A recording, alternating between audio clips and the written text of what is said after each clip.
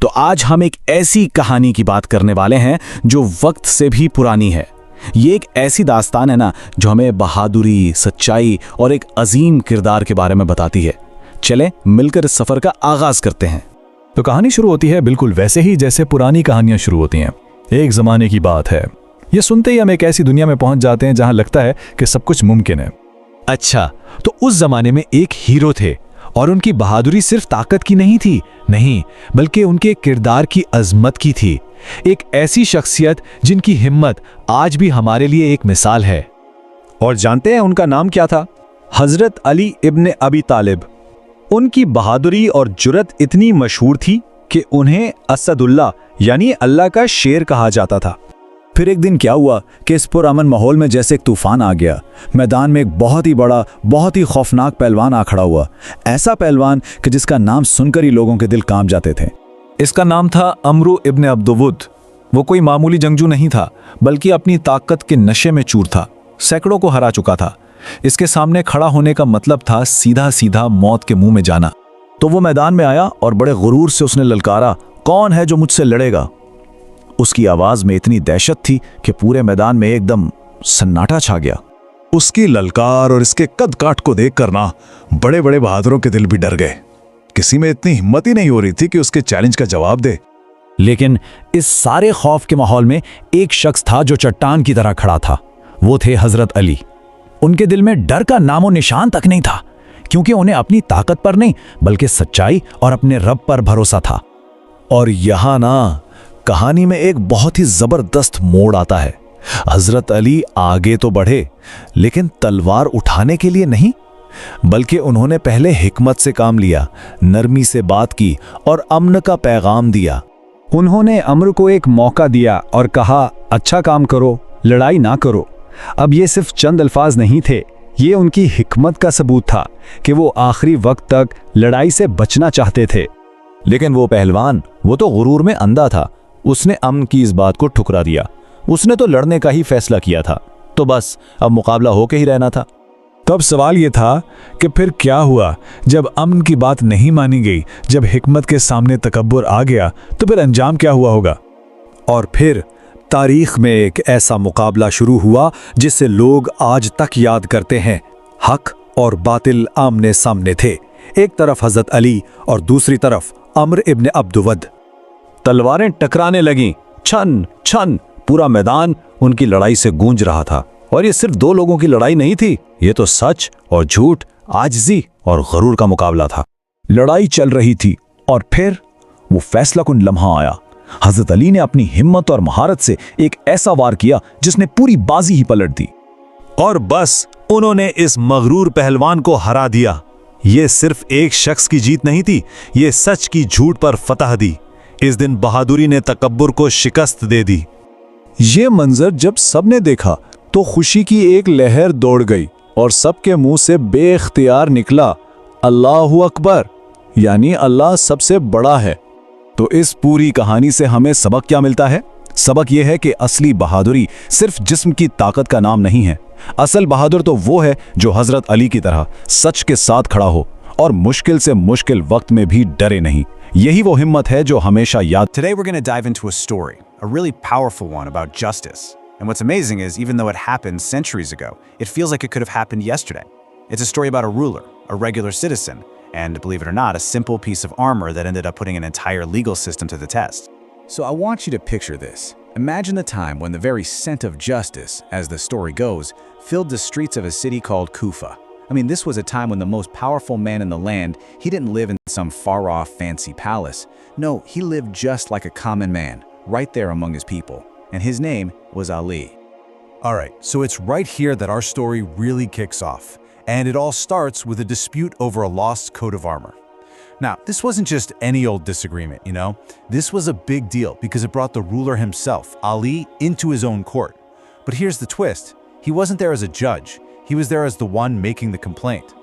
And this setup is what frames the whole conflict. I mean, think about it. On one side, you've got Ali, the ruler of the entire land. And on the other, a Jewish citizen, just an ordinary guy. In pretty much any other situation, anywhere else in the world at that time, this would be over before it even started, right? But not here. Here, they stand as equals before the law. The ruler is the accuser, and the citizen, the one who has the armor, is the defendant. The playing field is completely level. So you can see how this case immediately becomes this huge test, not just for the people involved, but for the law itself. The judge has to apply the rules exactly as they're written, with zero consideration for who's standing in front of him. I mean, forget status, forget power. In a way, it's the entire system of justice that's really on trial here. Okay, so the proceedings start, and the judge looks right at the ruler. Now listen to how he addresses him.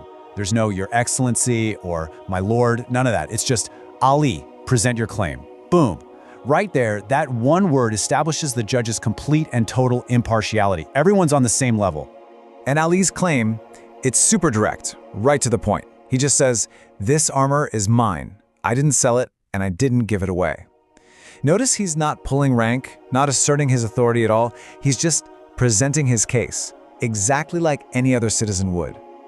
And the Jewish man's defense is just as firm. He relies on a really basic, fundamental principle of law, possession. You know, possession is 9/10 of the law, that kind of thing. He says, the armor is mine, it is in my possession. And just like that, the burden of proof, it falls squarely on Ali, the accuser. So the judge is just following the playbook, right? The letter of the law. He moves to the next logical step. He turns back to Ali and asks the one crucial question you have to ask to prove a claim. Do you have a witness? And Ali says, yes, my son Hassan and my servant Kanbar. So he's got two people who can testify for him. Now, for anyone watching this whole thing, it probably seems like a simple open and shut case, right? Problem solved. But then, this is the moment that defines the entire story. The judge, applying a very strict legal principle, one that's designed to prevent bias, makes this absolutely stunning ruling. He says, the testimony of a son in favor of his father cannot be accepted. Just like that, the ruler's most important witness is disqualified. And with those words, you can just imagine the courtroom. It falls completely silent. The ruler's evidence is now legally incomplete. The law is clear, and everyone just waits, holding their breath, for a verdict that seems, well, both totally shocking and somehow completely inevitable at the same time. And then the judge delivers the verdict. Based purely on the rules of the court, he rules in favor of the Jewish man. Let that sink in for a second. The ruler of the land just lost his own case in his own court. And Ali's reaction to all this? He just smiled. But, you know, the story doesn't end there with the verdict, because the real impact of this day wasn't legal, it was moral. The real victory of justice, it wasn't something the judge declared. It was about to be revealed in the heart of the man who just won the case. So this Jewish man, he is just completely astonished. I mean, yeah, he won the case, but he just witnessed something so much more powerful. He just can't wrap his head around what he's seen. He asks almost to himself, what kind of a ruler is this who stands in his own court and listens to a verdict against himself? And he's so moved by this incredible display of integrity that he confesses everything. He declares that yes, the armor was in fact Ali's the whole time. But it goes even deeper than that. Witnessing justice in its absolute purest form, it led him to embrace the faith of the very ruler he had just stood against in court. So, what are we supposed to take away from all this? Well, this story is way more than just a historical anecdote, right? It's a masterclass in governance and ethics.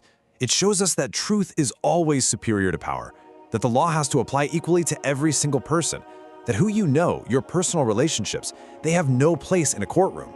And maybe the biggest lesson of all, that a person's character is the most powerful argument you can ever make. And the story really ends with this powerful idea. The justice we just saw wasn't just for one day and one court. It's meant to be a guiding principle, a light for all time. There's a saying that goes, justice is the lamp that Ali lit, and it will remain luminous until the day of resurrection. And that really leaves us with a question to think about, doesn't it? In our world today, a world full of power and influence, what does it truly take to make sure that lamp of justice shines